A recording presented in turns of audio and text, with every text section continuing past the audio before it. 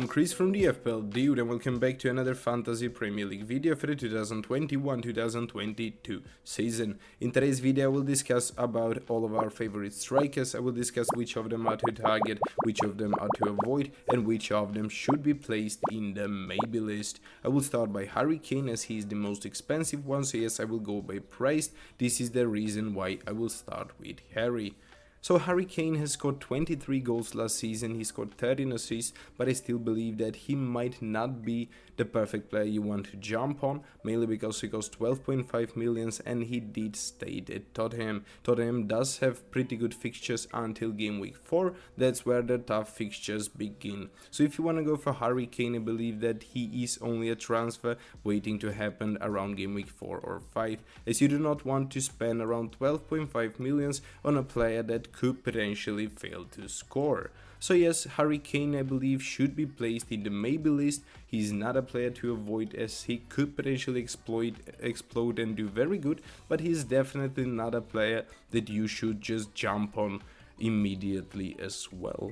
The second player that I have here on my list is Vardy. Now I believe that he could potentially do good as he scored 15 goals last season, 14 assists. I actually expect him to score more goals than the previous season. He could potentially earn more points than the previous season as well.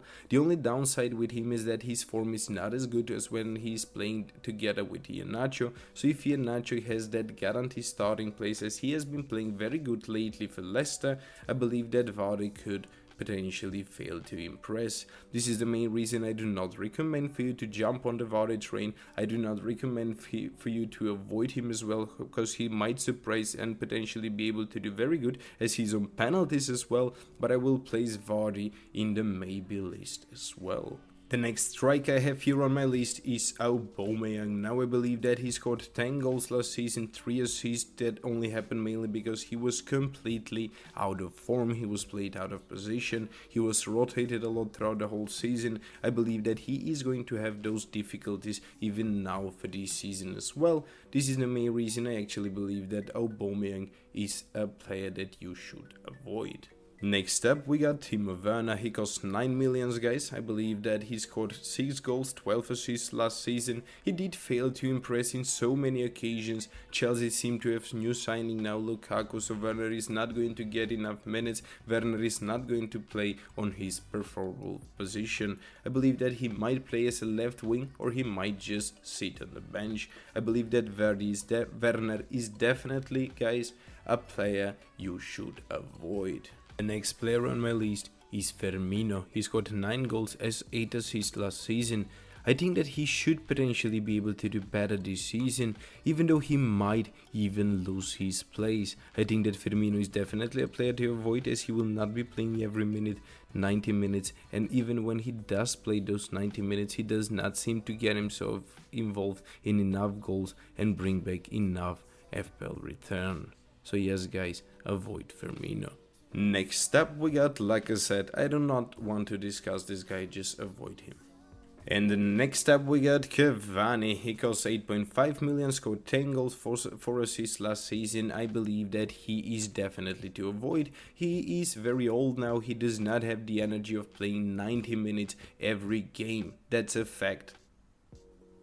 So avoid Cavani, but if you do not want to avoid Cavani as he might get some minutes and he might be able to do good even though he does not play 90 minutes, you should potentially even go for him. This is the main reason I will actually place Cavani in the maybe list.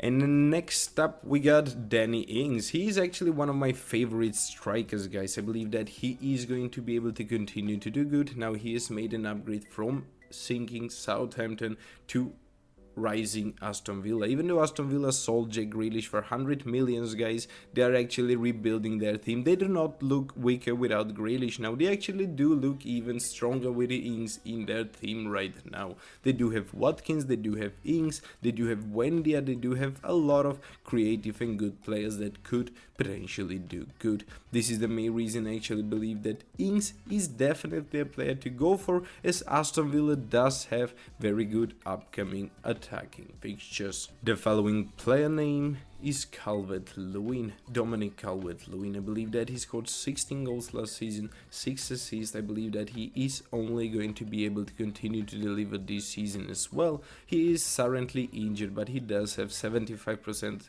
chance of playing now for game week 1. That's what the app says. So I believe that Calvert-Lewin should potentially be a risk you should take, because Everton does have one of those easiest attacking fixtures, same as Aston Villa. So I expect if Calvert-Lewin gets to play, him to actually get himself involved in tons and tons of FPL return. Next up, we got the Leeds player Bumford. I believe that he had the season of his life, scoring 17 goals and 11 assists. He does play for very in-form, attacking-minded Leeds team, and even though Leeds have very difficult fixtures to begin with, I still expect Bumford to be able to do good. Bumford is on penalties as well, guys, so if a penalty opportunity comes, it will be Bumford to actually take it. So he does have much better potential to get himself involved in a goal than, let's say, Rafinha or Harrison. This might be the reason why he even cost around 1.5 or 2 millions more. So yes, Bumford is definitely a player to target. Watkins did had a season of his life, scoring 14 goals and 9 assists. I believed that his form was going to increase this season until Jack Grealish left and Ings joined the team. I believe that now Watkins does not have that good of a potential to actually be able to continue to do good.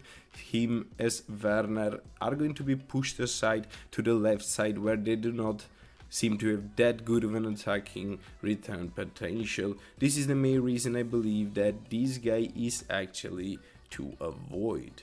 Next up, we got Alison. I think that he is a player to avoid. I will not discuss him that much. I think that he is most definitely or probably going to miss game week 1, as he has been featured in the Olympic Games. Now I think that he might be retired, even though he might not miss game week 1, guys.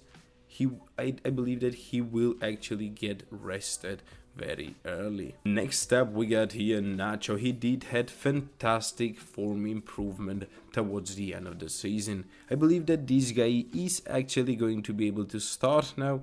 I don't see any reasons why somebody else should potentially take his place, as he is just dominating right now. He's very in form. I believe that he's going to be able to continue to do this good. I believe that here Nacho is definitely a player you should target. I'm even going to bring in him to my original team.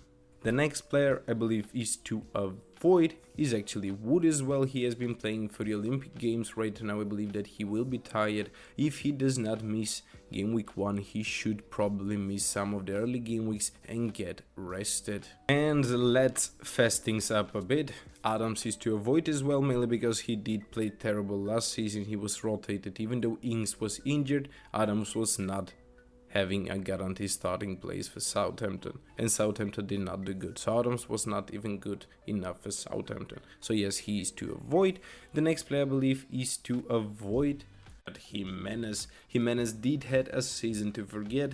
He was not in form. He was injured almost throughout the whole season. I believe that he is very hungry to make a comeback this season. I will place him in the maybe list. You should not avoid Jimenez. He's very good strike, even though he did not have the best season of his life. As I said, he might surprise us this season and actually do very good. But I don't think that he is definitely a player you should just jump on, as we do not know how Wolves is going to be able to develop this season. The last player and the last striker that I'm going to discuss is Maupay, guys. He cost 6.5 million. He did not had that good of a season himself as well. I believe that he is hungry to make a comeback this season. Brighton did had a fantastic defense. It was their offense that was terrible last season, mainly because Maupay did fail to perform. At the beginning of the season, he was the penalty taker, guys.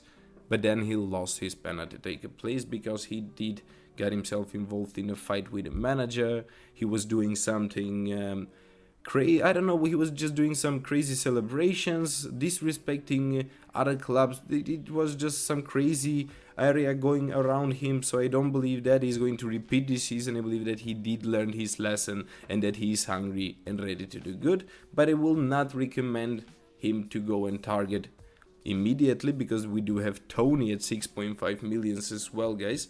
So Tony should definitely be the player you should jump on and not not Maupay, mainly because Tony did had a fantastic season, so he might be able to deliver now for the beginning of the season, while Maupay had terrible season. But even though Maupay had terrible season, I will place him in the maybe list. Well, Tony goes to the players to target.